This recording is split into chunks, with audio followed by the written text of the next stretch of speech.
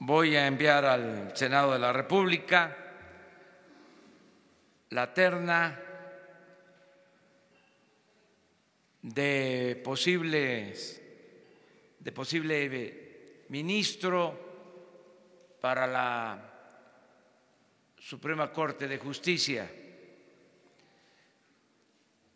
Está vacante el lugar del ministro Cosío y por ley, de conformidad con la Constitución, con el artículo 95 y 96, es una facultad del titular del Ejecutivo presentar una terna al Senado. Les doy a conocer los nombres de quienes están propuestos. La abogada Loreta Ortiz, ella es egresada de la Escuela Libre de Derecho, tiene maestría, tiene doctorado, es académica de la Universidad Iberoamericana, cumple con los requisitos. También la licenciada Celia Maya García, ella es magistrada del Tribunal Superior de Justicia en el estado de Querétaro. Es egresada de la Universidad Autónoma de Querétaro, tiene maestría en Derecho Procesal Penal, inició en el Poder Judicial del estado de Querétaro como juez desde 1979.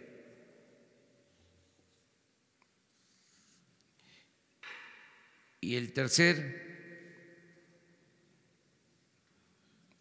abogado propuesto es el licenciado, también doctor en Derecho por la UNAM, Juan Luis González Alcántara Carrancá. Él, entre otras funciones, ya fue presidente del Tribunal Superior de Justicia del Distrito Federal, ahora Ciudad de México. Son los propuestos, esa es la terna que se va a enviar el día de hoy. Y estoy a las órdenes de ustedes para ver si abordamos todos los temas y salimos en tiempo.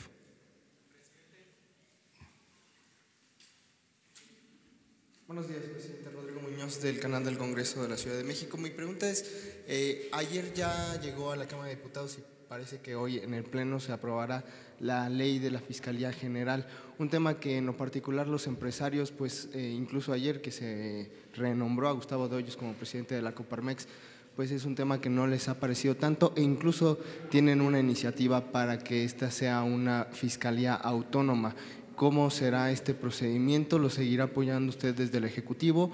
Y bueno, saber su opinión sobre estos, bueno, ya lo dijo, pero sobre estos tres ministros en general.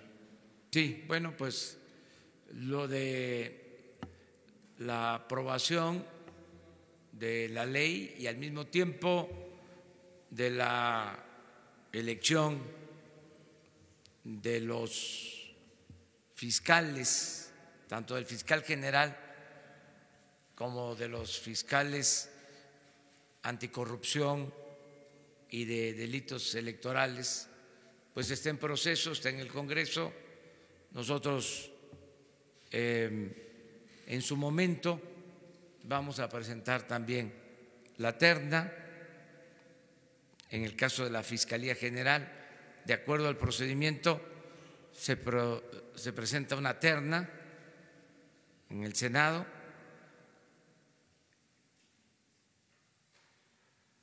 cuando corresponda al Ejecutivo,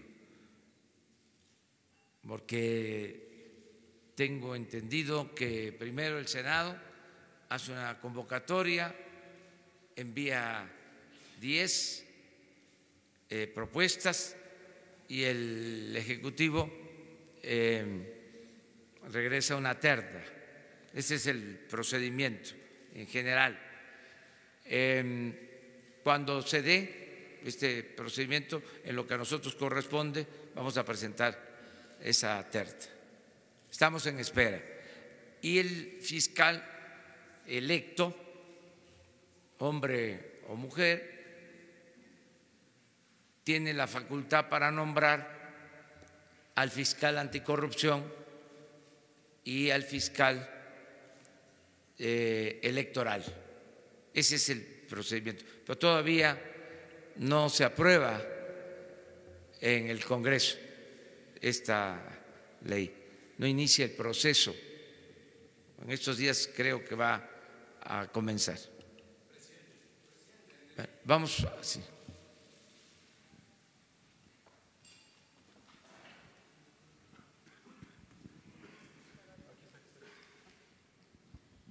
Buenos días, Sara Pablo de Radio Fórmula. Presidente, preguntarle por el tema de los bonos. Ayer un grupo de tenedores de bonos pues decía que no estaba de acuerdo de lo del aeropuerto con esta propuesta que ustedes están haciendo para la recompra. Y también hay muchos que dicen que pues es un mal negocio lo que está haciendo el gobierno por comprar ahora los bonos que antes se habían vendido. Y por otro lado, preguntarle, en el caso específico de Loretta Ortiz, ella fue diputada de Morena, ella estuvo con usted en este tiempo de transición. ¿Esto no vulnera de algún modo, podría vulnerar la independencia en este caso del Poder Judicial? Gracias. Bueno, en el caso de los bonos es un asunto de Hacienda, ya lo expresé, es el libre mercado. Nosotros vamos a respaldar los compromisos que se tienen con inversionistas. Lo dije desde el principio, vamos a garantizar el pago de esos bonos como gobierno federal. Todas esas inversiones están seguras. Acerca del precio de los bonos, pues eso tiene que ver con el mercado. Y respetamos los cambios que se den en el mercado. La Secretaría de Hacienda es la que se ocupa de este asunto. Acerca de la propuesta de los posibles o del posible nuevo ministro de la Corte, pues eso lo van a decidir los senadores. Yo presento una terna, todos cumplen legalmente, les tengo confianza, por eso los estoy proponiendo. Es gente honesta, son abogados, pues de primer orden, los tres, 2 mujeres y un hombre. Y los senadores libremente van a decidir. Estamos también en el terreno de lo inédito. Para los que se la pasan diciendo que los respetamos mucho, porque ejercen su derecho a disentir y a la pluralidad, pero se la pasan diciendo de que no hay cambios.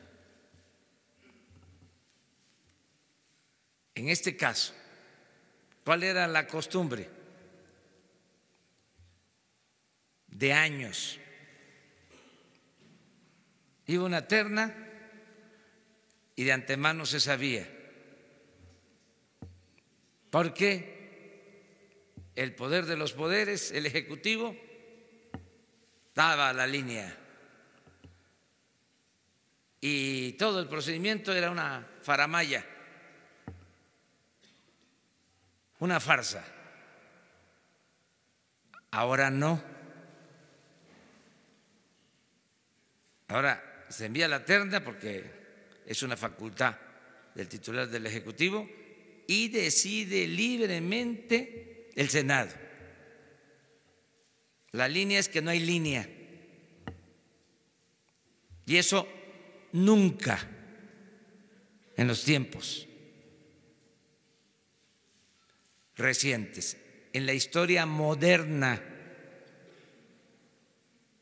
ni modo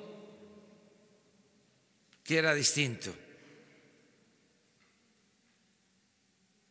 Entonces, sí, es interesante lo que estamos viviendo. Vamos despacio, aquí, ahorita vamos para allá.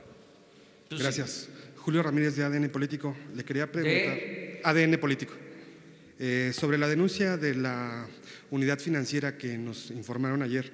¿Podría abundar cómo va a ser esta estrategia? Entendemos que es podemos decir que es el primer paso para ir sobre las finanzas del crimen organizado, como lo dijo desde la campaña. Y sobre el caso Odebrecht, un tribunal ordenó a la FEPADE que determine si Lozoya cometió delitos o no. ¿Su administración va a colaborar en ese sentido? Bueno, en el caso de el robo de combustibles, vamos a presentarles probablemente la semana próxima todo el plan que se está elaborando para detener el robo de combustible. Acerca de lo de la investigación de Odebrecht, hay instrucciones en lo que a nosotros corresponde de que se den todos los informes y estamos a favor de la transparencia. Lo único que se tiene que cuidar es no dar motivo para que, si la Procuraduría da información, esto sirva a los implicados como prueba de que no se está siguiendo el proceso debido.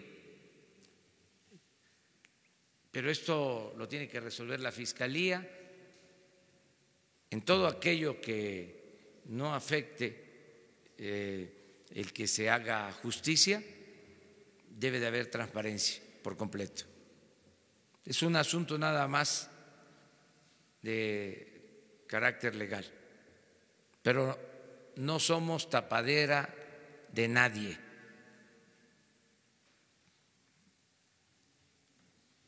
Ahora sí, vamos. Presidente, buenos días. Jorge Monroy, del periódico El Economista. Quisiera preguntarle ya si tiene ya la fecha para la presentación del proyecto de presupuesto, el paquete económico, el Congreso, ¿qué fecha sería? Y si nos pudiera adelantar los lineamientos generales en términos de el precio del barril de petróleo, el precio del dólar. También preguntarle acerca de si va a haber superávit financiero como se había venido haciendo en los últimos días, e insistirle finalmente en el tema de los bonos. ¿Usted cree que esto no pueda desencadenar en un conflicto y poderse detener el proyecto de Santa Lucía? Gracias. Bueno, acerca del presupuesto, tenemos como plazo el día 15 de este mes. Ya se está elaborando el presupuesto. Les adelanto que vamos avanzados. No se va a contemplar en la ley de ingresos porque son estos dos proyectos que se envían al mismo tiempo, la ley de ingresos y el presupuesto. En el caso de la ley de ingresos no se van a contemplar aumentos de impuestos ni impuestos nuevos. Es prácticamente lo mismo con las proyecciones de ingresos que se puedan contemplar. Nos vamos a apoyar mucho en las directrices del Banco de México, es decir, lo que el Banco de México estime en inflación, lo que el Banco de México considere como marco de referencia en lo macroeconómico. En lo específico, en lo que tiene que ver con el presupuesto, se garantiza que se va a pagar el servicio de deuda completo, alrededor de 800,000 millones de pesos. Se garantiza por completo todo lo relacionado con pensiones y jubilaciones, que son otros 800,000 millones de pesos comprometidos. Se garantiza que se va a pagar la nómina a todos los trabajadores del gobierno con aumentos en los sueldos de los trabajadores que ganan hasta menos de 20,000 pesos al mes. La instrucción que tienen en Hacienda es aumentar inflación más 3 puntos a los que ganan menos de 10,000 pesos. De 10 a 15, inflación más 2. Y de 15 a 20, inflación más 1. En ningún caso los aumentos van a estar abajo de la inflación. Solo se reducen los sueldos de conformidad con el artículo 127 de la Constitución de los altos funcionarios públicos. Se garantiza la transferencia de las participaciones federales a estados y municipios. Ayer lo mencionaba, con incrementos en términos cuantitativos del 10% y en términos reales del 7%.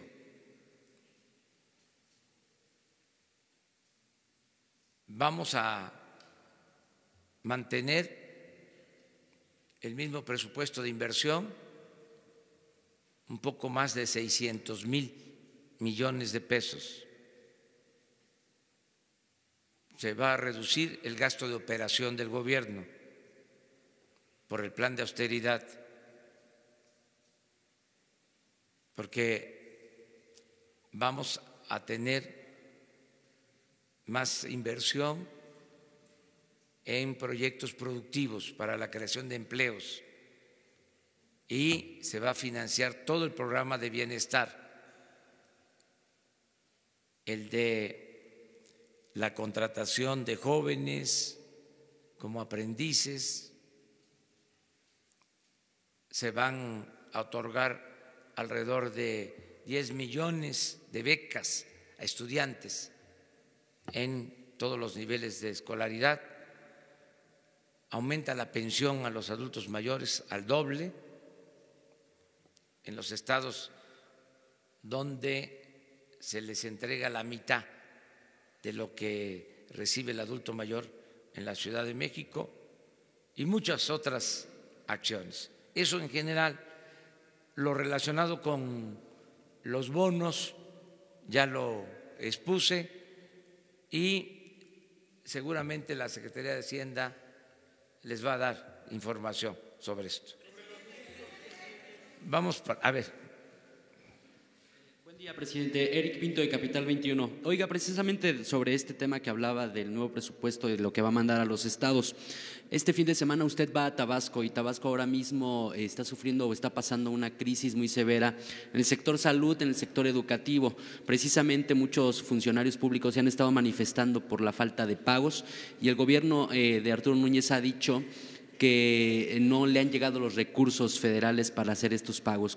Ahora que va a Tabasco, ¿usted qué atención le va a dar a estos temas? Mire, en términos generales, ahora que se tuvo el encuentro con los gobernadores, les ofrecimos apoyos porque se tienen que garantizar los salarios de los trabajadores al servicio del gobierno o de los gobiernos estatales.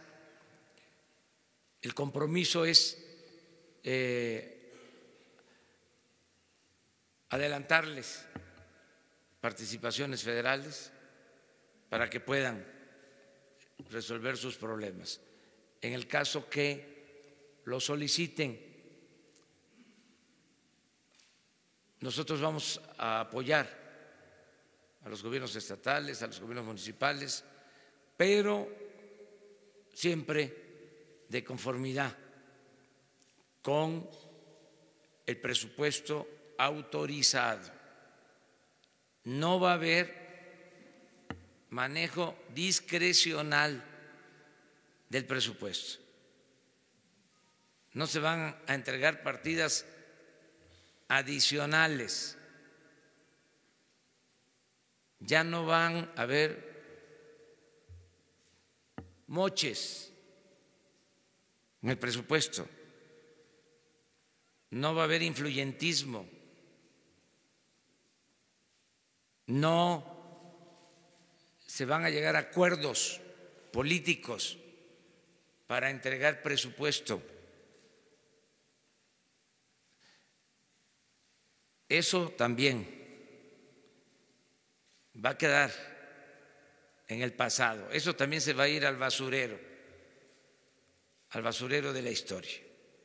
O se va a ir a la historia, pero al basurero de la historia. Eso se termina.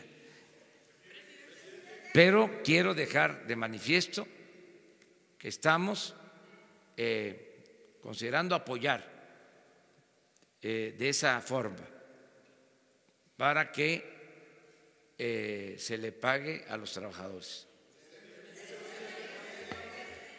Vamos allá. No, la dama. Gracias, presidente. Jessica Cermeño, de Univisión.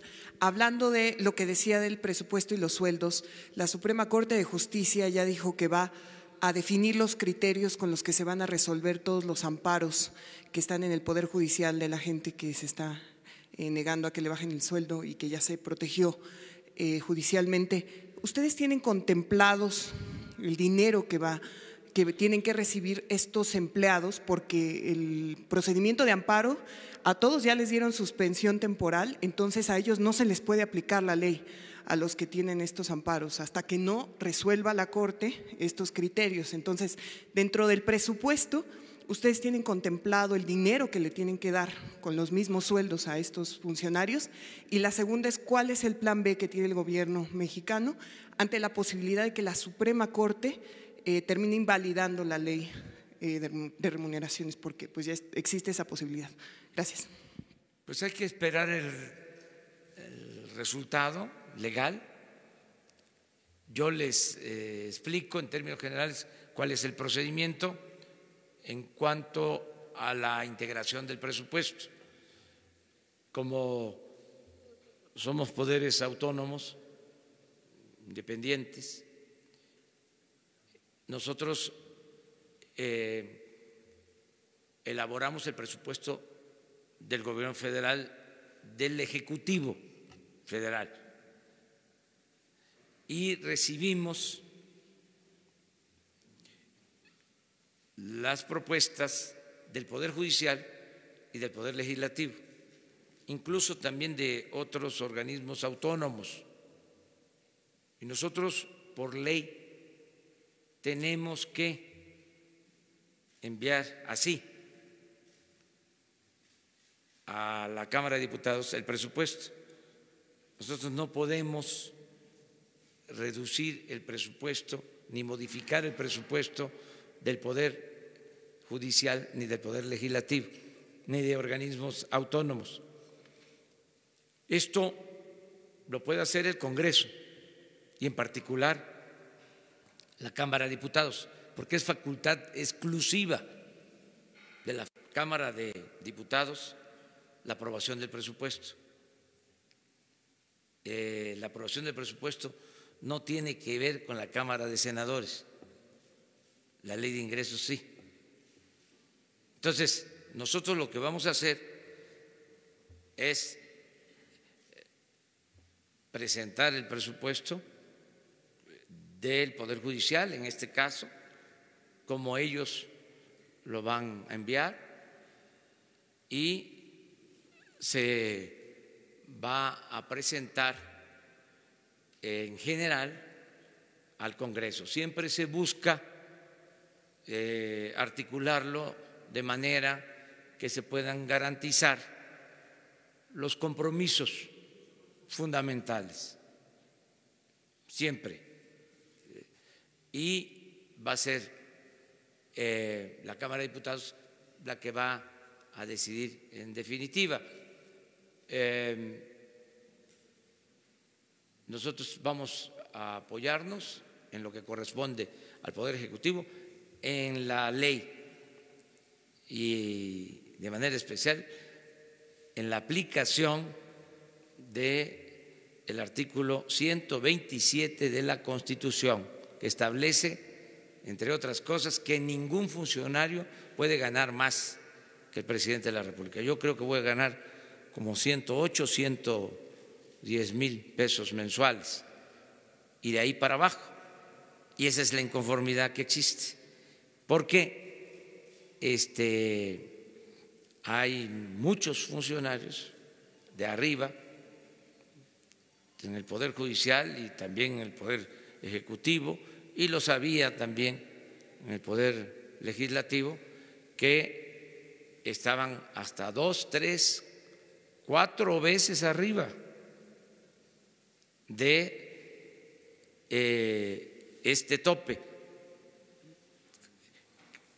Aclaro que no solo sueldo, porque se establecía un sueldo y además habían compensaciones, bonos y otras prebendas que en conjunto llegaban a significar ingresos de 500, de 600 mil pesos mensuales. Entonces, eso es lo que se está corrigiendo en el marco de la ley. Yo voy a ser respetuoso de lo que decidan los jueces en esta materia, pero creo que no puede haber gobierno rico con pueblo pobre. No es posible que un servidor público gane 600 mil pesos mensuales y que además todavía se diga que es el encargado de impartir justicia. Se me hace una contradicción. Eso no puede seguir pasando en nuestro país.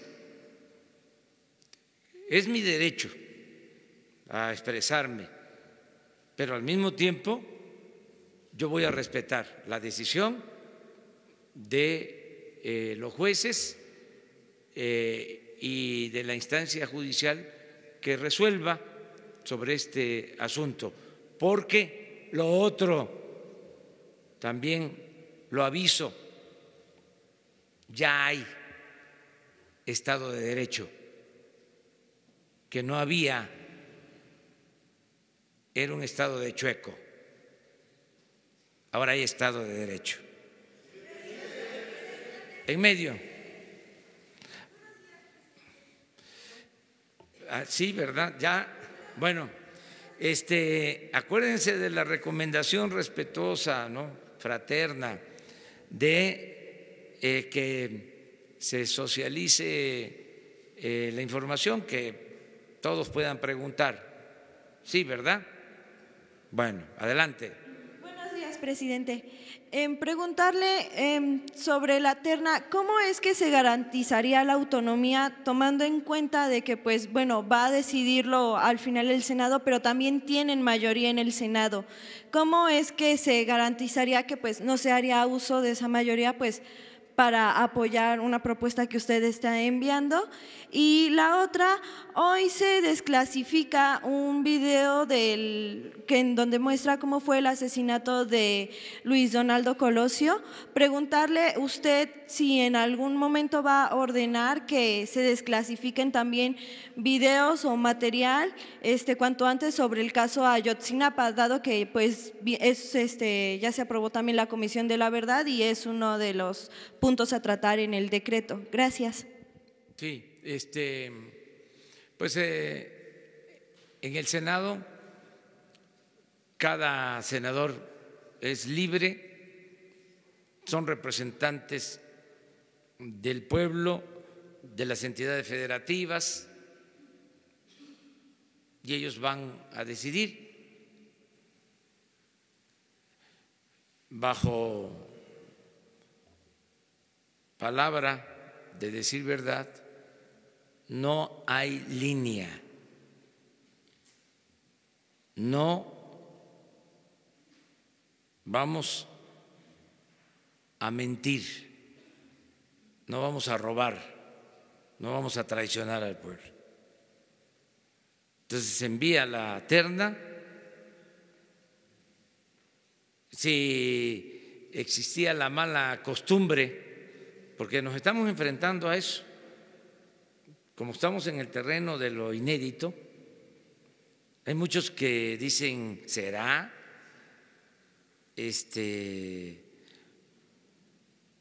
O es tirar la piedra y esconder la mano, o el doble discurso, la hipocresía. Nada de eso. Se termina la politiquería. Ya el poder ejecutivo no es el poder de los poderes. Entonces hay libertad completa, no hay tutelaje, no hay línea, no hay indicación. Y los que todavía lo duden, pues que se vayan acostumbrando. Acerca de la información sobre el asesinato de Luis Donaldo Colosio, no tengo los elementos. Cuando yo tenga toda la información, yo respondo sobre esto. Sí les puedo decir en el caso de Ayotzinapa que se va a crear la comisión y tienen todo el apoyo. No se va a ocultar absolutamente nada. La comisión va a tener toda la información hasta llegar a la verdad.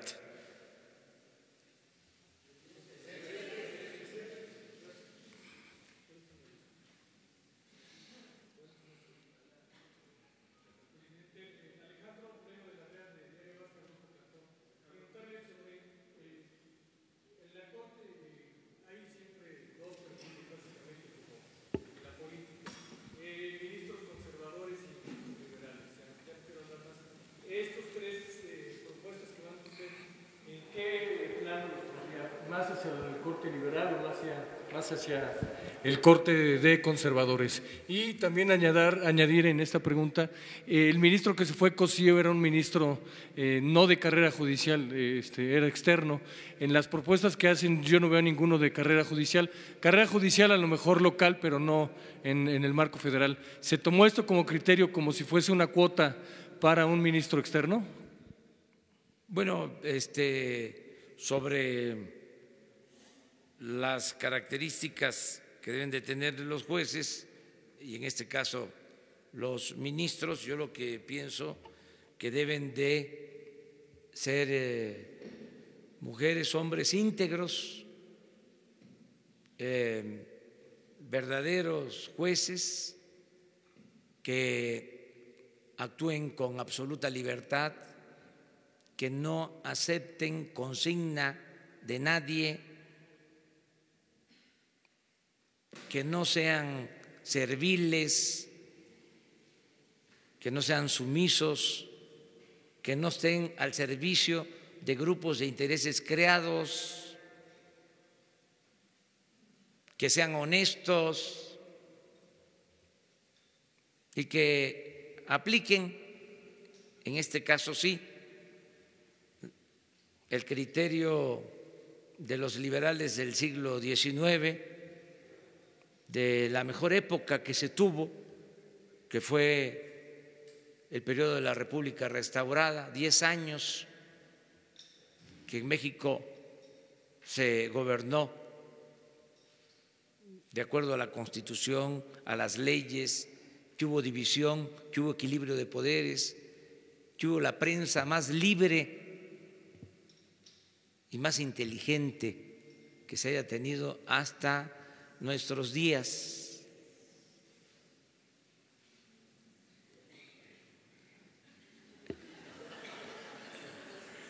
Entonces, ¿cuál es esa máxima? Al margen de la ley nada, por encima de la ley nadie. Bueno, puedo argumentar más sobre lo de la República restaurada en cuanto a los medios. Es la época de Zarco, de Zamacona, es la época del nigromante, es la época de los grandes periodistas. Todo eso se apagó después con el porfiriato, se sometió a los medios. 34 años duró el porfiriato y se subordinó por completo a la prensa, pero también hubieron excepciones. En esos momentos de dictadura y de autoritarismo también hubieron periodistas excepcionales, de primera, los hermanos Flores Magón, que enfrentaron a la dictadura, los del hijo del Aguizote. Estoy tratando de acordarme del nombre, era el tío de Luis Cabrera. ¿No se acuerdan ustedes? ¿Mande? Daniel Cabrera, de Puebla. Para mí, el mejor periodista que ha existido en la historia de México. Daniel Cabrera, el hijo, el director del periódico El Hijo del Aguizote. Le prestaba la imprenta a los Flores Magón. Imagínense, les invadían sus oficinas, les confiscaban la prensa, iban a la cárcel. Un periodista extraordinario, Daniel Cabrera, tío de Luis Cabrera, y estaba el Diario del Hogar, Filomeno Mata. Con la revolución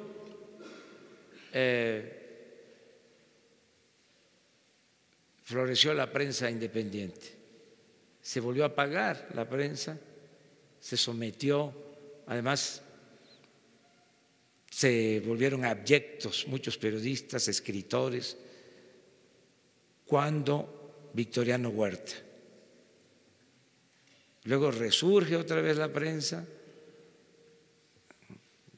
más independientes, con Obregón, pues es el tiempo de Vasconcelos, de los grandes periodistas, hasta nuestros tiempos, que ahora también hay medios de información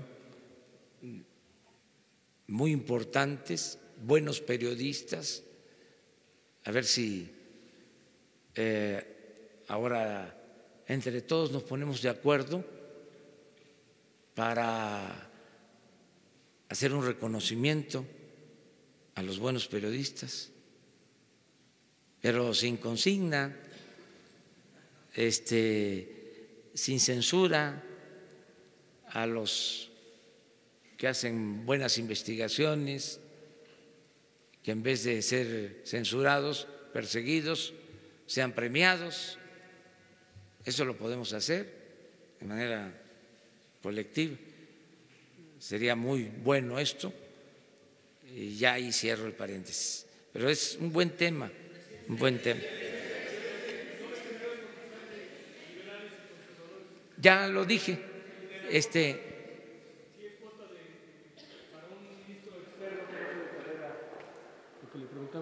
no lo exige la ley, me voy a pegar a lo que establece la ley.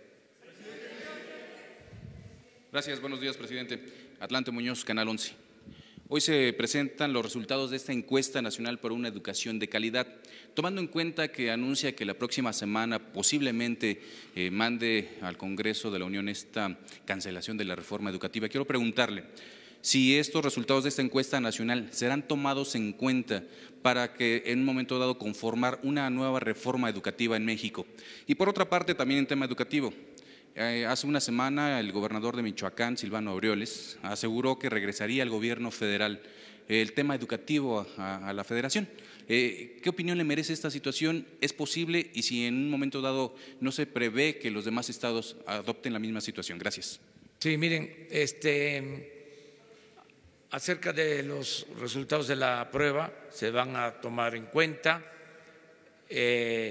Lo cierto es que se cancela la mal llamada reforma educativa, y sigo hablando de mal llamada reforma educativa porque no es una reforma educativa, si acaso es una reforma laboral, que si se analiza en su esencia no tiene nada que ver con mejorar la calidad de la enseñanza, y mucho menos para garantizar el acceso a la educación a todos.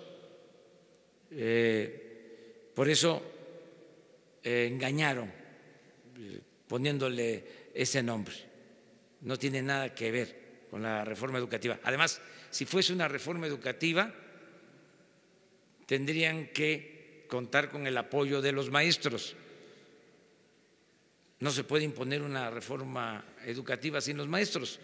Siempre lo he dicho, el que transmite el conocimiento en el aula es el maestro.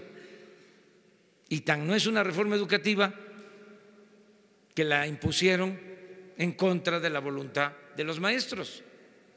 Porque la verdad, no hay nada para mejorar la calidad de la enseñanza, nada que requiera de que el maestro mejore sus formas de enseñanza o que cambien los métodos de enseñanza-aprendizaje. no hay nada de eso. Entonces, vamos ahora a garantizar que haya el derecho a la educación y que se mejore la calidad de la enseñanza. Y lo vamos a hacer con los maestros y con los padres de familia, pero va a ser para mejorar de verdad la educación. Entonces, vamos hacia allá. Acerca de el regreso de los servicios educativos, no lo descartamos, porque si se federalizan los servicios educativos, puede resultar mejor. Aquí en la Ciudad de México están federalizados los servicios educativos y no hay muchos problemas. Sencillamente ya no se transfieren los recursos a los estados, ya los maneja la Federación.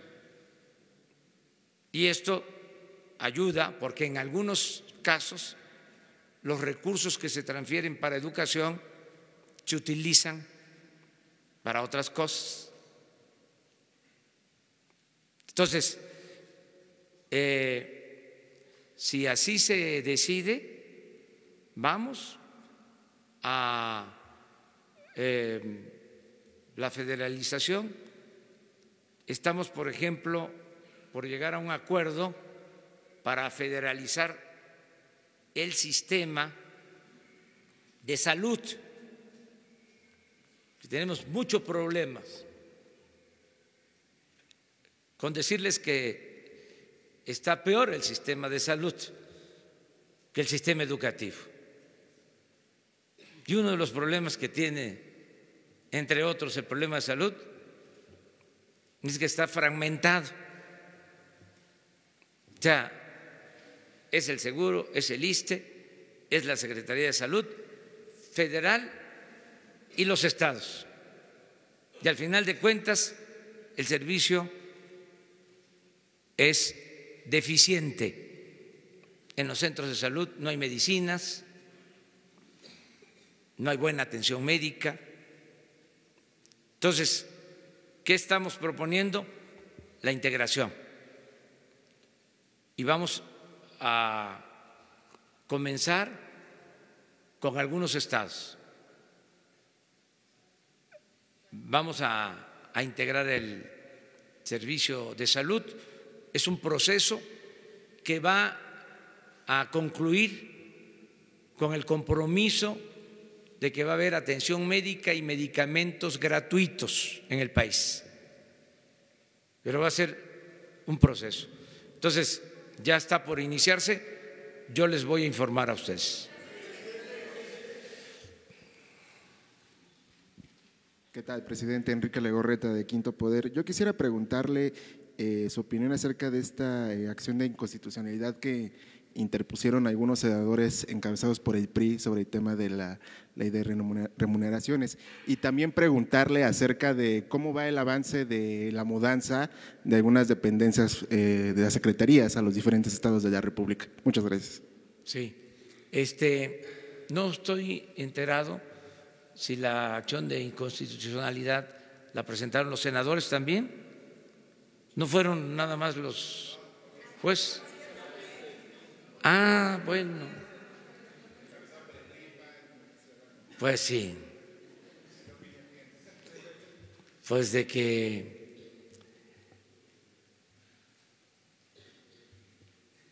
se quieren seguir rayando. No, están en su derecho. Están en su derecho. Y que la instancia correspondiente resuelva. Bueno, lo de las secretarías es un compromiso, lo reafirmé en el Zócalo, va a ser un proceso no obligatorio, va a ser voluntario, porque si no van a empezar a hacer manifestaciones de algo que no se va a llevar a cabo sin acuerdo, sin consulta, sin la voluntad de los trabajadores.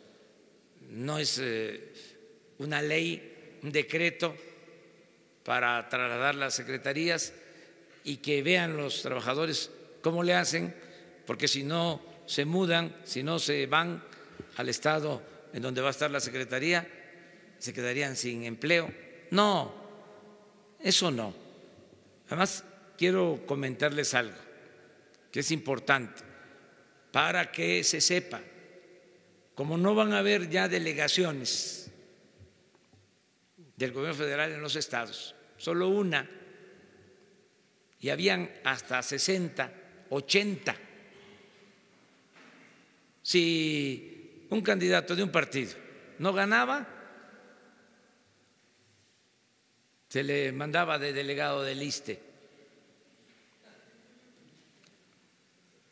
Por poner un ejemplo, o a cualquier otra dependencia. Entonces ya no va a existir eso. Entonces, un delegado, y se respeta a los trabajadores de base de todas las delegaciones de los gobiernos, del gobierno federal. Todos los trabajadores del gobierno federal de base y sindicalizados tienen garantizado su trabajo. Nada más es arriba. Entonces, en el proceso de descentralización, se va la Secretaría de Energía a Tabasco, pues allá va a haber muchos trabajadores de otras dependencias. Puede ser que el gobierno federal en Tabasco tenga alrededor de 3,000, 4,000 trabajadores. Entonces, es un proceso de cambio de una secretaría a otra con los mismos derechos. Se va la Secretaría de Medio Ambiente a Yucatán, allá también deben haber 3,000 trabajadores de base sindicalizados. Entonces, no es tan necesario el que se vayan de la Ciudad de México. Se va a turismo a Quintana Roo, lo mismo.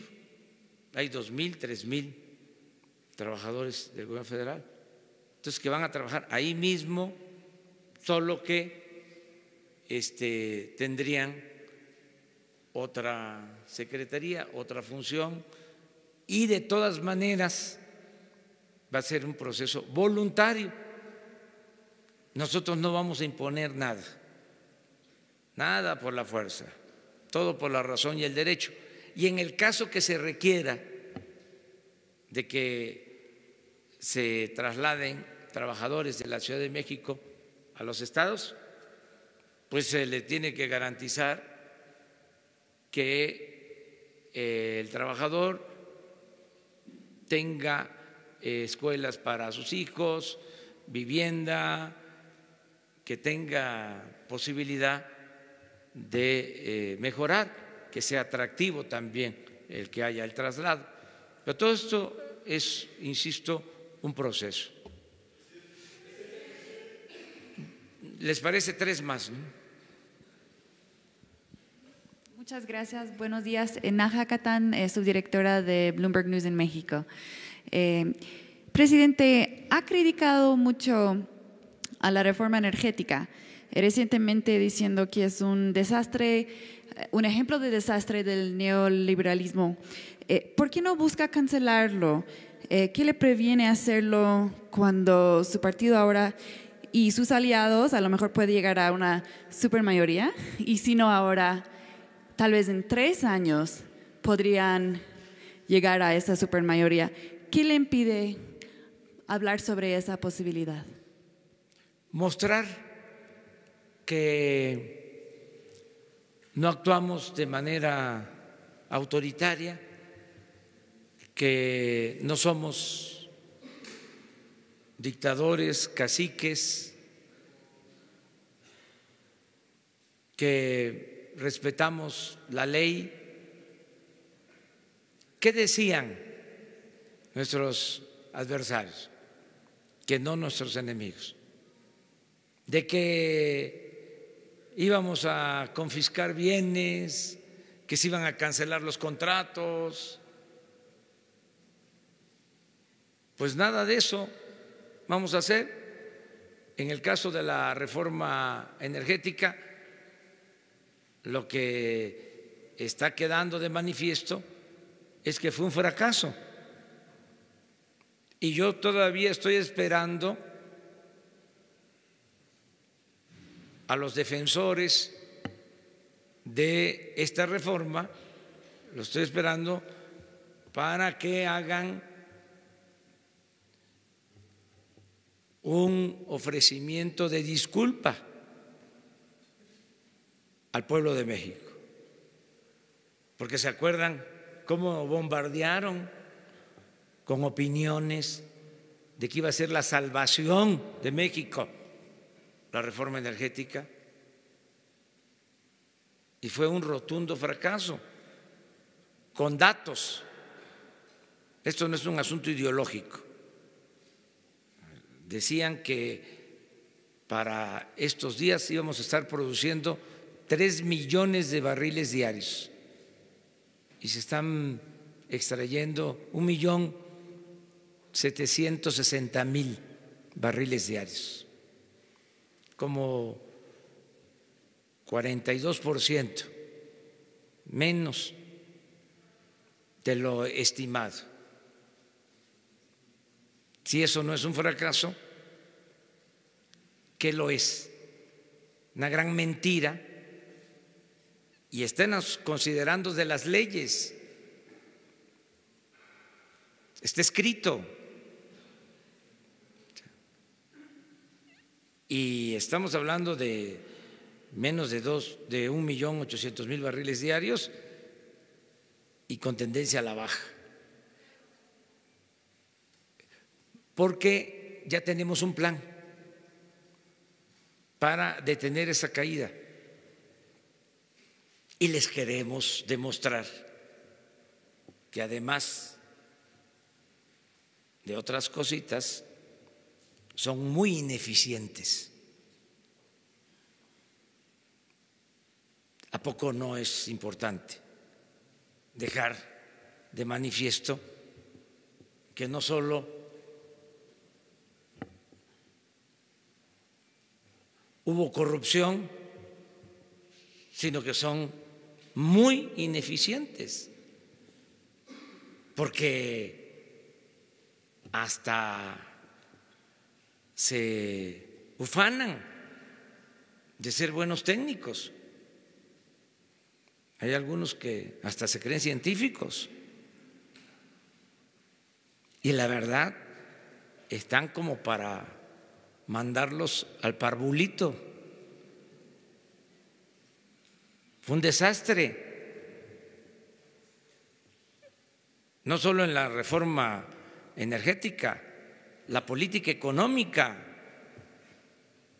Lo dije en mi toma de posición, desde los años 40 del siglo pasado hasta los 80, la economía creció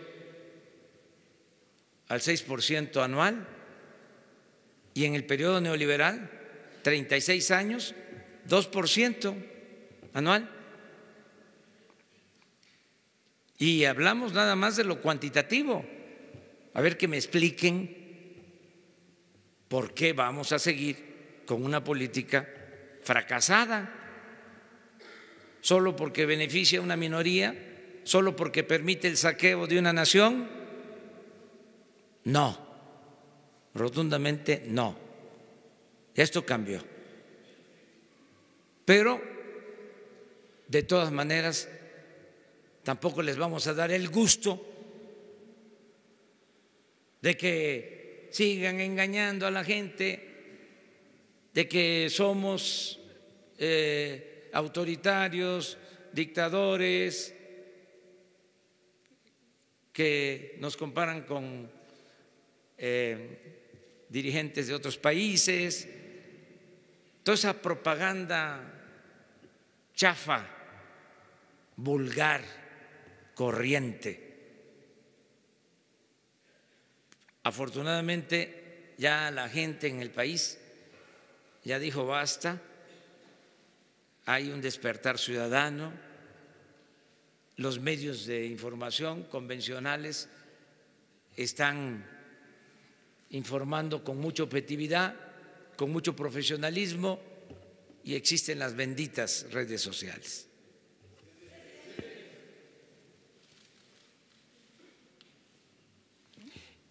Y ya te preparas tú, contigo terminamos.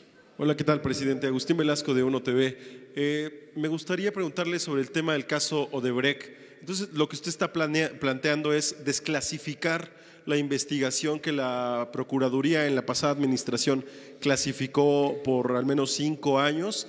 Y la segunda, en este sentido de que la vida pública sea más transparente, ¿cuál es su agenda del día de hoy? Gracias. Sí, no ocultar nada, no ser tapadera, solo cuidar procedimientos que puedan servir al inculpado para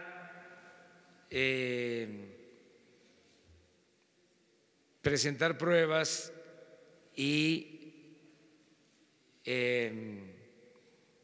ser absuelto. Ya saben ustedes que hay una serie de procedimientos legales, entonces hay que ser cuidadosos, nada más eso. Pero todo aquello que no tenga alguna limitante judicial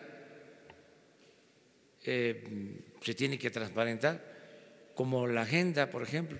Hoy voy a atender a los integrantes del gabinete, tengo trabajo desde ahora, mi agenda consiste en ver temas de, hoy tengo, por ejemplo, acuerdo con el secretario de Educación, y con otros secretarios. Al rato les doy exactamente la agenda para que ustedes la tengan sin problema. En 1 hora, Daniel, le entrega la agenda de hoy. Mañana les adelanto a todos, mañana les adelanto que vamos a ir se lleva a cabo la reunión de gabinete a las 6, a las 7 aquí nos vemos y salimos a el norte de Nayarit mañana. Y el sábado vamos a Chiapas. Vamos a tener 2 actos el sábado. Vamos a asistir a la toma de protesta de Rutilio Escandón, próximo gobernador de Chiapas. Esto es pasado mañana, sábado. Y en la tarde, esto es importante, en la presa de Malpaso, en Raudales, Chiapas, en la presa, se va a presentar el programa para la producción de energía eléctrica en el país. O sea que vamos al mediodía a estar en el acto de toma de protesta y luego por la tarde vamos a Malpaso, Chiapas. Los interesados en temas económicos, financieros, en temas de desarrollo, va a ser importante que conozcan el plan en materia de generación de energía eléctrica que se va a llevar a la práctica. Eso el sábado. Y el domingo vamos a conocer todo el plan para la refinación de petróleo, desde la rehabilitación de las refinerías hasta la construcción de la nueva refinería en Dos Bocas, Paraíso, Tabasco. El domingo vamos a ir a Dos Bocas, Paraíso, Tabasco, donde se va a construir la nueva refinería. Y ahí se va a presentar todo el plan de refinación. La semana próxima vamos a hacer lo mismo, vamos a estar aquí de lunes a viernes y terminando la reunión del viernes vamos a gira, vamos de nuevo al sureste, pero a tratar otros temas. Vamos a salud, a tratar el tema de salud precisamente en Yucatán. Vamos a Ciudad del Carmen para el inicio de la perforación de pozos petroleros, para dar a conocer el plan sobre extracción de petróleo que ya inició, y vamos a iniciar el proyecto del Tren Maya, esto en Palenque, el domingo, de este domingo en 8. Entonces ya les adelanto todo esto. No, sábado y domingo sí va a haber, pero a donde nos acompañen, ¿sí? Va a haber información. Diario, sí, sin ningún problema. Muchas gracias.